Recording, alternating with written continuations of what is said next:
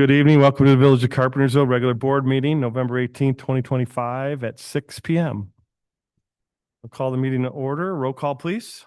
Trustee Abbott, Here. Trustee Frost, Trustee Garcia, Here. Trustee Gupta, Here. Trustee Malone, Here. Trustee Maniscalco, Here. President Skillman. Here, please stand for the Pledge of Allegiance.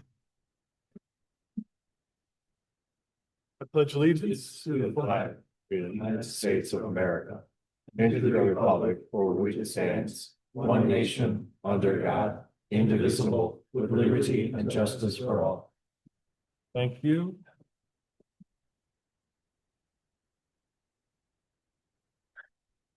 Proclamation. Tonight we have a proclamation on Small Business Saturday. Every year we do this. This year it's on November 29th, 2025. As President of Village of Carpentersville, Illinois, I do hereby proclaim November 29th, 2025 as Small Business Saturday and urge all residents and communities across the country to support small businesses and merchants on Small Business Saturday and shop small throughout the year. Thank you. How was that? Perfect. Okay, next we have a couple of appointments. The first one, appointment of Trustee Jim Malone to serve on the Audit and Finance Committee on our board. I need a motion, please. A motion to approve Trustee Jim Malone to I'll serve second in it. Audit and Finance. I'll second it. We have motion by Trustee Garcia, second by Trustee Gupta. Roll call, please. Trustee Garcia, Yes. Trustee Gupta, Yes. Trustee Malone, Yes. Trustee Maniscalco, Yes. Trustee Abbott, Yes. President Skillman. Yes, motion carries. Thank you. Congratulations. It's just two meetings. Thank you. Next item, letter B, appointment of Trustee Sam Gupta to serve on the Business Development Committee. I need a motion for that. I'll motion to appoint Trustee Gupta to the Business Development Committee. I'll second. Thank you. We have a motion by Trustee Abbott, a second by Trustee Maniscalco. And I need a roll call, please. Trustee Garcia, Yes. Trustee Gupta, it right. Yes. Trustee Malone, Yes. Trustee Maniscalco, Yes. Trustee Abbott, Yes. President Skillman. Yes, motion carries. Thank you, Trustee Gupta. Okay, public comment. Mr. Caius, Mr. Caius. He has a lot of paper there. I don't know. It's big print though, so I don't get too confused. I tend to get a little confused on the small print. It's the new bifocals. There you go. Wow. Not the only one. Oh, it's Malone. Hi, Mr. President and trustees, thank you for having me. My name is Chris Caius. I am the county board member for District 23, which includes south part of Algonquin and north part of Carpentersville. Just have a couple of quick updates, 2 or 3 pages worth is all. And from the county, things that are going on that you might find interesting and be relevant to our area. For one thing, just the other day, the county passed limits for the use of property for civil immigration enforcement. I know you've done a similar thing here. The board approved a resolution restricting county-owned parking lots, vacant lots, and garages from being used as staging, processing, or operational sites for the federal civil immigration enforcement. Policy reinforces compliance with Illinois Trust Act, which prohibits detaining individuals solely on civil immigration detainers without a judicial warrant, and it also aligns Kane County with the state requirements under Executive Order 25-06 and the Illinois Accountability Commission. And we're now commissioning signs to be placed at properties and facilities around the county. Secondly, and in the long overdue news, the Health Department will have a soft opening for our new building on Point Boulevard, 2150 Point Boulevard. Hopefully we're planning it right now on December 17th. Hopefully we'll have our regular meeting for our health department at that facility because they're moved in right now, actually. Where's It's Point Boulevard? it's West side? Randall, Oh, right. hit 90, turn just before, where Jimmy's Char House is there. Oh, yeah. A couple buildings down on the left-hand side down there. Okay. It was a number of things in the building. It's a good sized building. We're tentatively scheduling the opening celebration of the Kane County Health Department, the Kane County Clerk's satellite office. So we'll be able to get the regular business done that the clerk handles, passports, birth certificate, birth certificate, death certificate, that kind of thing at the clerk's office. Um, and they are excited about moving in. They'll be in the same building there. And that would be again at 2150 Point Boulevard in Elgin. Eventually, the building will have full services, not only for the health department and the clerk, but also space for the coroner and a relatively large public meeting space. So we can have meetings, larger meetings there for the county. And hopefully if there's a need for the community to use it, we can do that, something like that as well. We are going to be having a third, an Illinois tollway event at Kane County, December 10th, down at Geneva. That's a little farther to go than say that hopefully our new office here. But we will have, visitors can get a free iPass sticker tags and open new accounts or pay invoices with no fees or fines at that event on the 10th. And there's no appointment necessary. If you're feeling creative and you want to name a snow plow, we just bought a couple of new snow plows and we're inviting the public to submit wonderful names like maybe Sir Plows a Lot or Frosty the Roadman or something like Salty. that. Salty. Salty, yeah. Salty the snowplow. That might, you better submit it. You could be, the winning names will appear on the snowplows. We'll have the name on the snowplow. And you also would win, if you win, if your names are picked, you get a exclusive behind the scenes tour of the winter operations of our transportation department. Division, excuse me. We will be having, next item, a historical marker tree and Liberty tree, or a historical marker and a Liberty tree were approved this last week on the Geneva courthouse site. And it will honor the quincentennial, or however that's pronounced. It's the lead up to the nation's 250th birthday next year.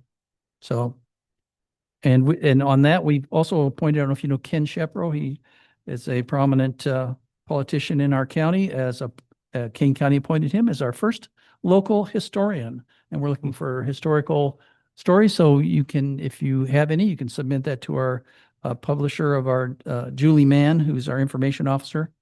And we can, proud of Kane County, proud of being here in Kane County and all the things that our history has been, brought us to this point. And you can submit your history there. And I think that's it, unless you have other questions or any Great. questions. Thank you. Thank you. You. Get them? Al? Yeah, do you want to ask if we could just, there may be somebody who logged in via Zoom who wishes to make a public comment. I don't know if we can unmute the individual.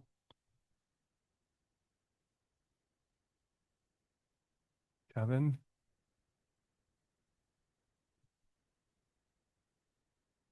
Is he muted by Kevin? Correct. Oh, Right. It's mute. You can see that, right? Kevin has to unmute him.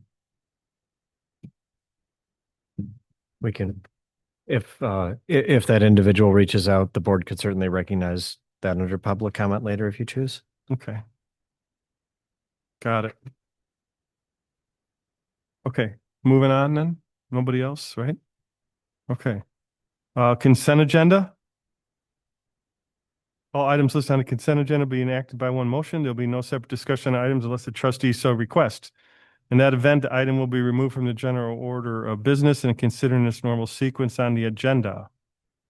So I'm looking for a motion on the consent agenda. I'll motion. Excuse me, President Skillman, may I pull item K? Future further discussion. Yes. Thank you. President Skillman, also, we had distributed on each trustee's station on the dais a updated 2026 special events calendar. There were actually two slight changes from what were in the original packet, and I just wanted to make sure that was clear to the board before action was taken under the consent agenda. Specifically, the Jamboree days was changed from what was just August 8th to August 7th and 8th. And the date on, Yes, sir. And the date on the Winterville Riverside Lights Parade tree lighting was changed from December 7th to December 5th. But we're asking that the action be taken on what is that updated special events calendar, just for reference. Okay, that's good now. And then letter K, we'll move to under new business on the agenda. Okay, so now I'm looking for, go back to consent agenda. I'm looking for a motion minus letter K. I'll motion to approve the consent agenda as presented, item A through N minus K. I'll second. Thank you, trustee. Motion by trustee Garcia, second by trustee Abbott. Roll call, please. Trustee Gupta, Yes. trustee Malone, Yes. trustee Maniscalco, Yes. trustee Abbott, Yes. trustee Garcia, Yes. President Skillman. Yes, motion carries. Thank you. Okay. We have no old business tonight. New business, letter A, consideration of a possible action on an ordinance provisionally expanding hours of liquor license operation. All right. Thank you, President Skillman, Board of Trustees. M1 Hospitality Group, operating as El Diablo Cantina, has requested the extension of liquor license hours to allow it to serve alcoholic beverages until 3 a.m. instead of what would be the normal 2 a.m. cutoff on what would be Saturday and Sunday mornings, as well as holidays. El Diablo has a Class E liquor license, and the fuller history is that El Diablo at one point had a 4 a.m. liquor license back in 2022, which was eventually retracted to a 3 a.m. liquor license, and has not had an extended liquor license since February or August of 2023. At this time, just for reference, we did include in the ordinance, if the board chooses to adopt it, additional requirements that would be outside of the regular provisions of our liquor code, which would require notably that El Diablo would have to maintain a food service operation, a restaurant, operating no less than 5 days a week, opening no later than 5 p.m. On those days that it operates. Additionally, it would be held to the same expanded requirements of dress code and having basically security bouncer presence at the facility any of the evenings that it is staying open late that was already in the code.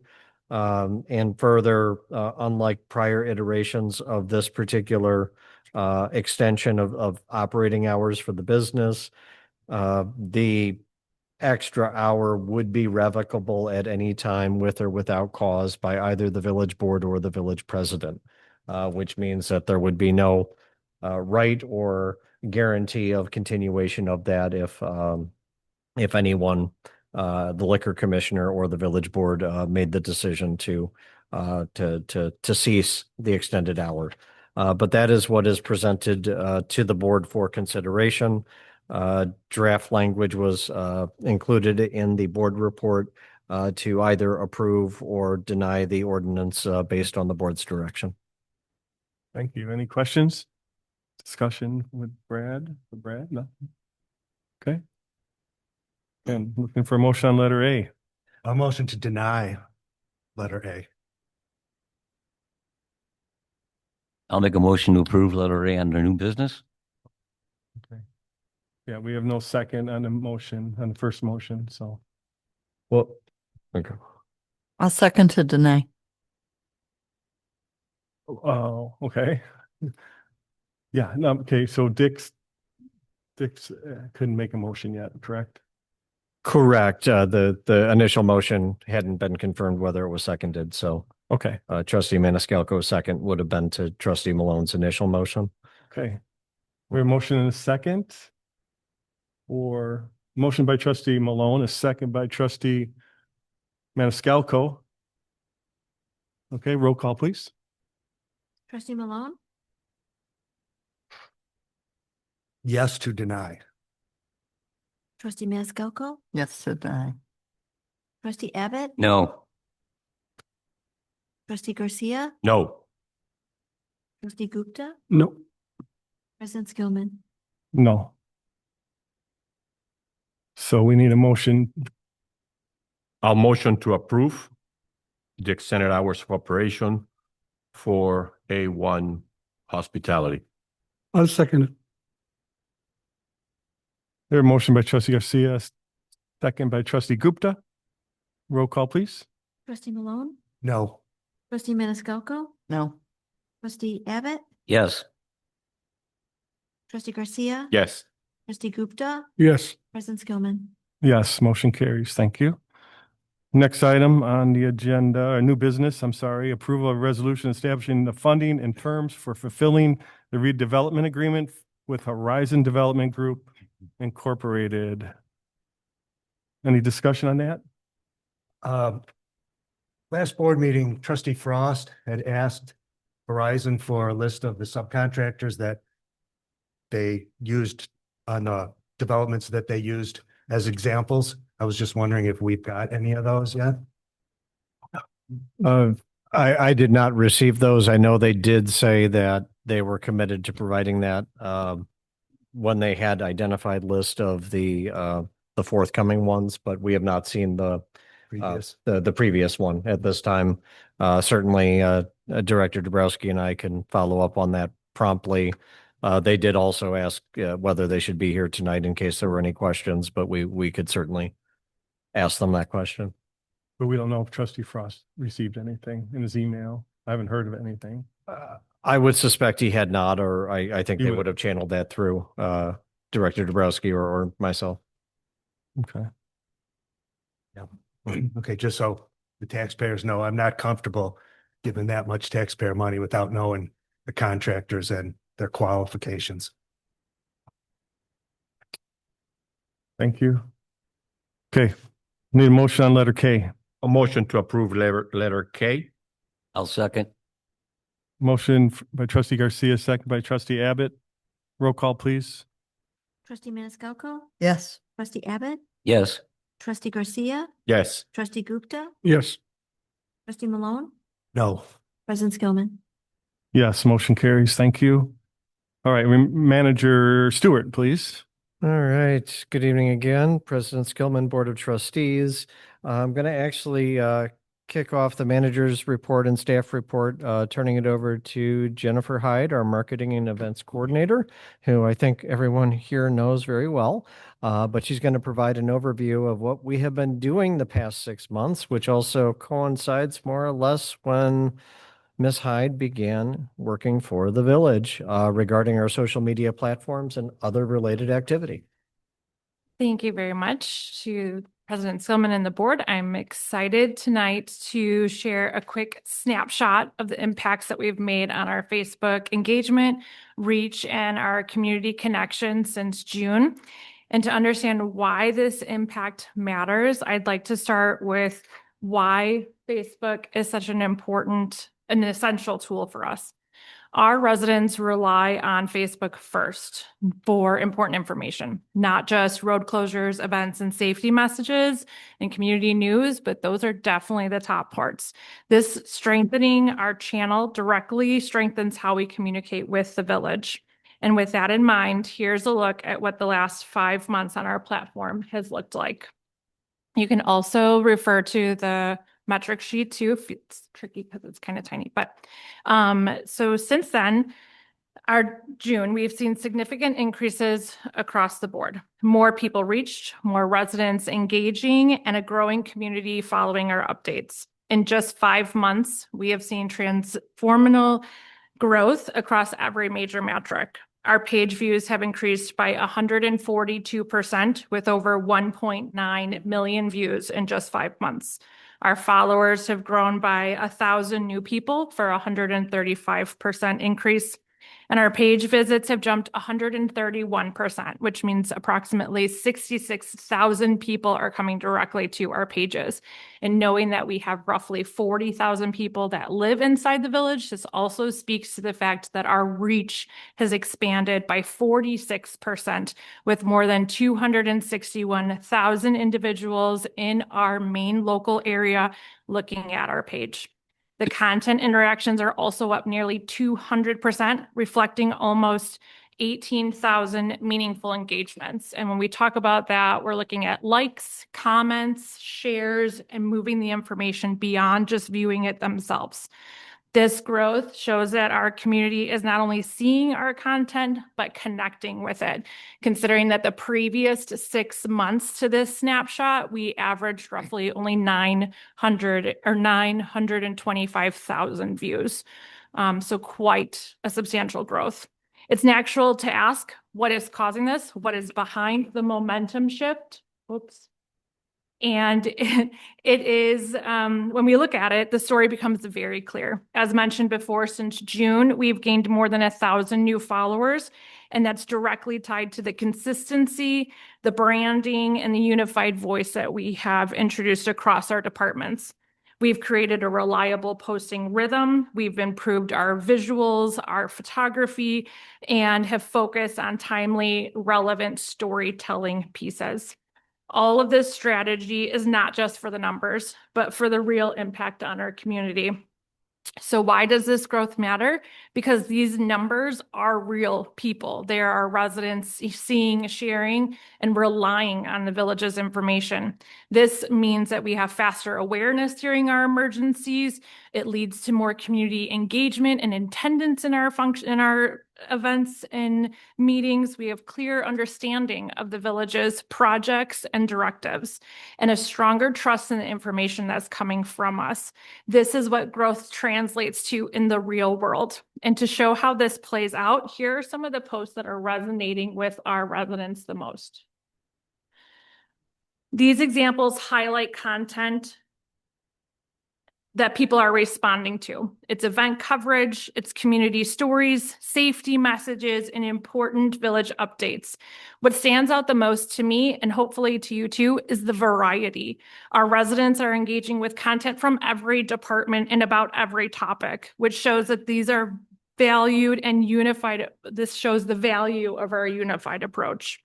When we break this down even further, we can see the type of engagement that's happening within these categories and showing that what's driving that strongest visibility and engagement. So a closer look at those, we see that each category, in this slide, we have the event coverage, community outreach, storytelling, and the safety updates. And you can see that people are not only interacting with it, but they're viewing it. We have more reach. And when we even post things about inviting them to come and color with us, to get involved with our kids, so it's like nice low level interaction, we're seeing that that's really driving impact. So people want this from us as well. So we're creating a balanced view all the way around. One of the most important parts is the presence of the public safety page. Since June, we've refined this down to a dedicated source for police and fire updates. We've removed a lot of the fluff and focused solely on our mission critical communication. This intentional shift was naturally lowered some of the surface metrics, which is because we moved to a specialized content. But the strategic gains are exactly what we hoped to see. We saw our followers increase by 50%, which tells us that they want the information and they're coming to us directly for it. We've seen that our page visits have increased by 36%, again, showing that it is a place people are returning to and coming to more often. And we also have 1,000% increase in our clicks. I think that that's specifically due to the new way that we're kind of processing the press releases specifically, because previously there weren't a lot of clicks. So I do want to kind of say like, that's a really flashy number, but I think it's more because we just started incorporating them. But this page shows what true public safety tool can be when it is focused, reliable, and reaching the residents who trust this information the most. All through this work, we've learned a lot about what the community needs and responds to. Some of the biggest takeaways from this is that they want to engage with real-time updates and storytelling about what is happening in our community in a way that makes them feel a part of the story. That consistency is building trust, that the voice, the message, the way we're talking to our residents matters. The high quality visuals have included engagement. We have a cross-development collaboration, which is strengthening the message too. We're not just showcasing one part of the village on it or just special events or just, projects and updates. We're really starting to tackle all of the areas to show everything that's happening. So with all those insights in mind, here's where we're headed next. So as we look into 2026, the goal is to continue to build these meaningful connections across the village. We'll be expanding into business spotlights, supporting local businesses, bringing visibility to the people who make Carpentersville unique work and a place to have pride and happiness in. We have a new social media request form, which is not only connecting our departments directly with our marketing so that we can get that stuff out, but it's also open to the public itself, whether they're promoting something within their small business or if we have other resources inside the community that would like to be able to get their voice out more. Hopefully, we'll be introducing some conversation starters. Right now, a lot of this is a one-way communication. We are not necessarily opening it up to where we're engaging too much, but in the future, we'd like to do some of that with photo contests, seasonal engagement, more interactive prompts, as we continue to also potentially expand the platforms outside of Facebook. But this idea is to lift up our entire community, celebrate our residents, businesses, and the positive stories. Finally, like I mentioned, we'll expand into other platforms, but maintaining Facebook as our trusted hub for timely and accurate information, since that is where a lot of our residents are found. All of this leads to one simple goal: a more connected Carpentersville. And that's really at the heart of this. The numbers are important and the strategy is important, but ultimately it's the connection that's the goal. It's about building a Carpentersville where residents feel informed, included, and proud to be a part of our community. Thank you for your support and guidance along this way as we strengthen how we communicate with every corner of our village. Because when we communicate well, our village listens. Thanks. Thank you. Any questions? Excellent work. Excellent. Yeah, thank you very much. I mean, we've, done a long way here. Well, I mean, we're just looking so the forward to trustees 2026. understand how far we've gone here, in the past, not even a year? 6 months. 6 months, I mean, I hate to speak bad of the past staff that was working on this, but, we made some major changes and, all to the good and, working with public safety. I know they like to have their, they like to have their number one, being number one, but we took over. Sorry. So, but no, it all worked out good. And, I'm just amazed how thank you so much. And the special events committee also, I mean, and just people getting involved. We have a lot of requests now that we sent it out and, a lot of resumes coming in for people. So it'll be exciting. Maybe Joe and Jen, we could talk after the meeting for a couple of seconds. So about it, but, thank you again. And, let's keep going. We're going to, like I always say, bigger and better next year, right? So thank you. Thank you very much. Thanks, Jen. So just back to the manager's report, just a couple of non-village events. I believe Trustee Maniscalco will address the village events here shortly. The Fire Union on Tuesday, November 25th, is assisting the Northern Illinois Food Bank with a Thanksgiving food distribution at the Public Works facility. The union did want to make sure the board was specifically invited if you have the ability to stop by.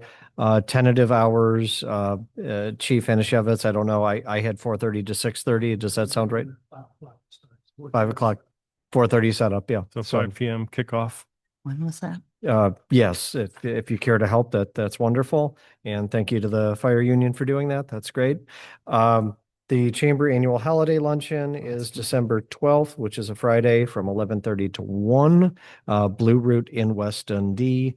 And reminder that Saturday, December 13th at 8:30 is the Dundee Township Shop with a Cop event at Walmart, the Walmart in Carpentersville. So our police is one of the several departments that's hosting the event.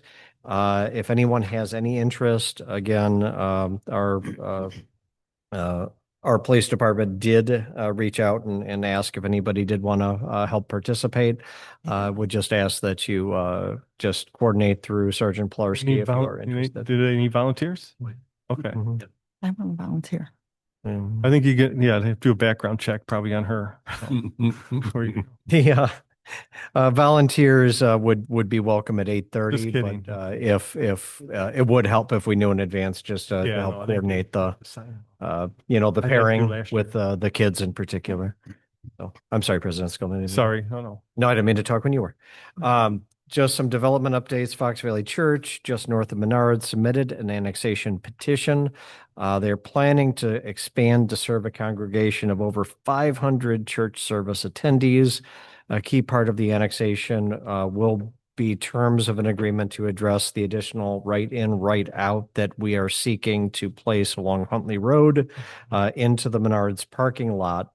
Which would help traffic flow not only for the church, but the area. We are realistically several months from finalizing that and no imminent date for when we'll even resolve what would be that access drive. But we're going to keep talking with them and try to work together. Staff. How about Seven Brews? So Right out. So a demo permit was issued for Seven Brews. They're indicating, Director Dabrowski indicates 4-month completion schedule. So we're hoping it's maybe very early spring that they are open, potentially March by that timetable. We did also receive yesterday revisions to the proposed right in, right out along Randall Road from the Kane County Department of Transportation. Which was something we were waiting on for several weeks into months.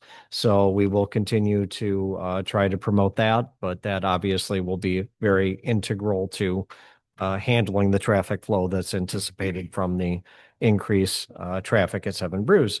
We're meeting with the Armanetti's, former Armanetti's site, new owner and developer for the multi-unit commercial building. That's next week, right, Director Dabrowski? Yep. So we'll be keeping that moving. Here and Now Dispensary completed the interior demo of the former Sunrise Social building. Amazing how fast that all happened.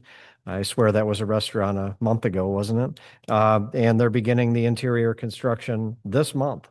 Fire Station 93 kitchen remodeling project did begin on Monday. And the Riverfront Park East parking lot may or may not be paved in time for the Winterville event. But we are maintaining the mid-July completion date on the west side park improvements. We have the updated bid results coming in the next week. So we'll be updating you on those as soon as we have them. The police department is running a Thanksgiving enforcement campaign for DUI and seatbelt violations through December 2nd. President Skillman and staff met with the Aragon HOA last week to discuss ways to work together to address parking in the neighborhood. Some short-term and long-term plans are being implemented to address street parking, abandoned vehicles, vehicles without registration, as well as concerns about speeding on Brookdale Drive. Director Gray is also meeting with the HOA to conceptually identify if areas might be expanded for additional parking within the HOA itself. So not village controlled, but to assist the HOA in finding some additional parking. Staff and HR Green are contacting the Illinois Department of Transportation about traffic safety improvements along Route 31 near Breezeland, where there was the recent traffic fatality and another serious accident. That is the report. If anybody has any questions. No, Director Gray, have you met with them yet? Are you meeting this week or have they contacted you? Okay, next Tuesday. Yeah. They're open to expanding parking, so that's great. That's good. They said they have the money, so that's even better. So to do it. So it's a good thing. There's so many cars over here on Brookdale that, people are complaining, and so we addressed it, and thank you to staff. You guys, good job. And for handling that. Could they put binder down in that parking lot at least, do you think? Oh. Yeah. Something at least, maybe. Okay. If not, it'll be stone. So, okay. All right. Anything else? Nothing further, President Skillman. Okay. Trustee reports, Trustee Maniscalco. Well, we have Winterville coming up December 6th. That'll be going from 4:30 to 6:30. It'll be followed by the Riverside Parade of Lights. Winterville will have Santa, food truck, hot chocolate, tree lighting, Christmas carolers. So it's always a great festive event. Oh my God.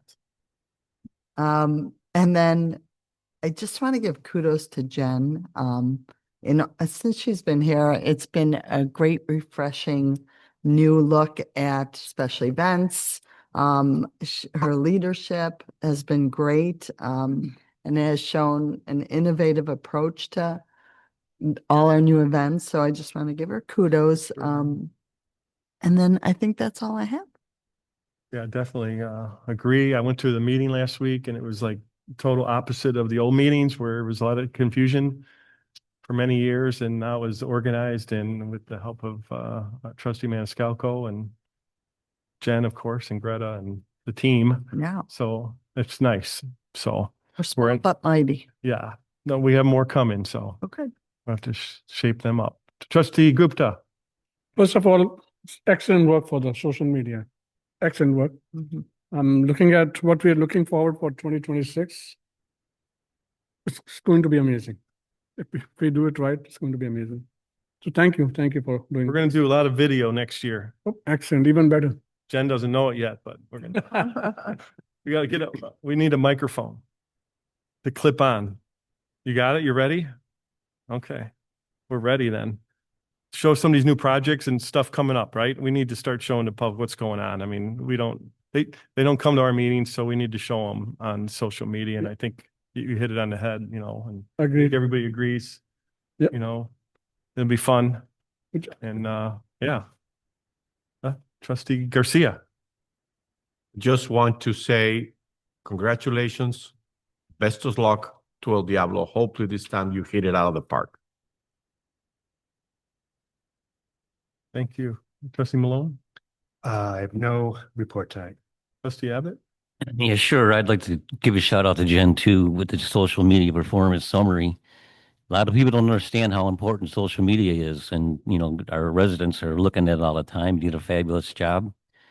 The ribbon cutting, great clips, was fantastic. It's great to see a new business is coming to Carpentersville, and in the progress of all the apartments and stuff that we're going to be going is great. Going to be great for Carpentersville. And last but not least, I want everybody to have a happy and safe Thanksgiving. Good point. Forgot about that. Yeah. Happy Thanksgiving from everybody here on the board. And I echo everything that they said, and everything's going well. And I'm getting lots of comments every day. Every meeting I go to, everybody's looking at Carpentersville. And when we did this ordinance, about not allowing ice here, I mean, people were other towns. Aurora was coming to us, coming to Brad mainly, and and we, I mean, there's a proud moment, that they were looking at us, in the whole area. So Elgin, everywhere. So, Noticed a lot of them have followed suit yeah, to what we did. yeah. So definitely thank you, Village Board. Great job. So. All right, next item on the agenda will be closed session. Motion to enter closed session to discuss appointment, compensation, discipline, and performance on specific employees pursuant to 5 ILCS 120-2C1. I'll make a motion to enter into closed session. I'll second. I have a motion by Trustee Maniscalco, a second by Trustee Malone. Roll call, please. Trustee Abbott? Yes. Trustee Malone? Yes. Trustee Garcia? Yes. Trustee Maniscalco, Yes. trustee Gupta, Yes. President Skillman. Yes, thank you. Motion carries. Closed session. We'll come back out shortly.